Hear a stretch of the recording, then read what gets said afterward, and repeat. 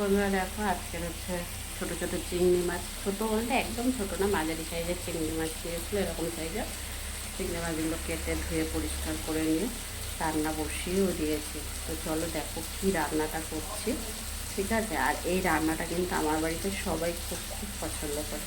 তো চলো চটপট দেখে নাও।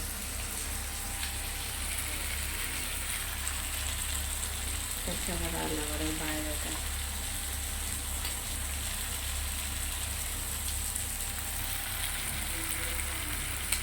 তো এখানে দেখো সবার প্রথমে চিংড়ি মাছটা ধুয়ে পরিষ্কার করে নিয়ে সাইডে করে রেখে দিয়েছিলাম। আলু দেখো লম্বা লম্বা করে কেটে নিয়েছি, যেমন আলু ভাজে তার থেকে একটু বড় বড় মোটা মোটা কেটেছি। দুটো মাঝারি সাইজের পেঁয়াজ কেটেছি। আলুটা একটু লাল লাল করে ভেজে নিয়ে তারপরে পেঁয়াজগুলো দিয়েছিলাম। আর কড়াই তেল গরম করে ফোড়নে দিয়েছিলাম হচ্ছে দারচিনি লবঙ্গ, আর কিছু দিইনি ফোড়নে। তারপরে আলুটা ছেড়ে দিয়ে আলুটা ভাজা ভাজা হয়েছিল, পেঁয়াজ দিয়ে দিয়েছিলাম, মাঝারি সাইজের দুটো পেঁয়াজ কুচিয়ে দিয়ে দিয়েছিলাম। স্বাদ মতো নুন দিয়েছি, আদা জিরে বাটা ধনে সব একসাথে পরিমাণ মতন পেস্ট করে 3-4 চামচের মতন দিয়ে দিয়েছিলাম। তারপরে স্বাদ মতন হলুদও দিয়ে দিয়েছি, লঙ্কার গুঁড়োও দিয়ে দিয়েছি। দিয়ে এটাকে প্রায় 5 মিনিটের মতন রান্নাটা করেছি। আরও মোটামুটি এটা, আর আমার দেখো গ্যাসটা কিন্তু বাড়ানোই আছে, কিন্তু গ্যাসটা সবসময় বাড়িয়ে রাখলে হবে না। এবার একটু কম করে দিয়ে ঢেকে ঢেকে চিংড়ি মাছটা রান্না করতে হবে, যাতে পুড়েও না যায়, আবার খুব বেশি সিদ্ধও যাতে না হয়ে যায়। এরকমভাবে গ্যাসটা একদম মিডিয়ামে দিয়ে রান্নাটা করব, আর ঢেকে ঢেকে রান্না করব।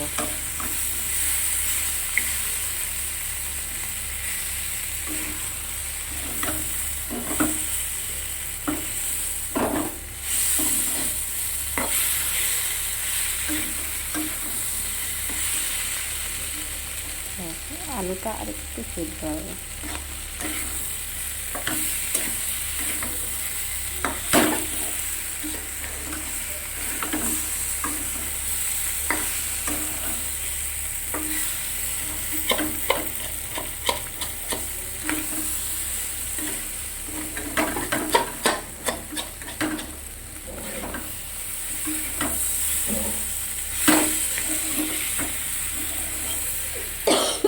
এবারে গ্যাসটা কম করে দিচ্ছি।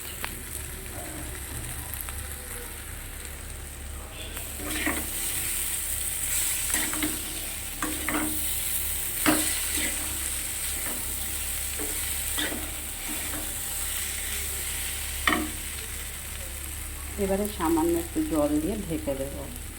বন্ধুরা প্রায় 5 মিনিটের মতন রান্নাটা করে নিয়েছি, করে সামান্য একটু চিনি দিয়ে নাড়াচাড়া করে নিয়েছি।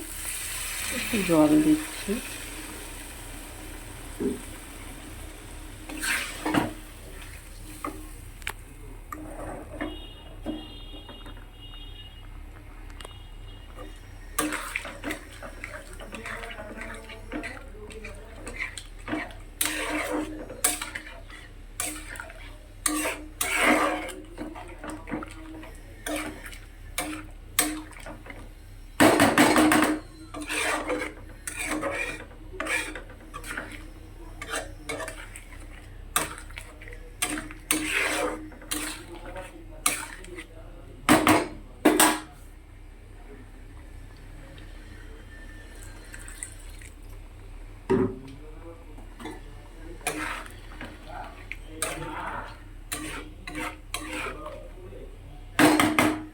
এবার এটা ঢেকে দেব কিছু সময়, 2-3 মিনিট ঢেকে দেওয়ার পর ফুটে উঠবে।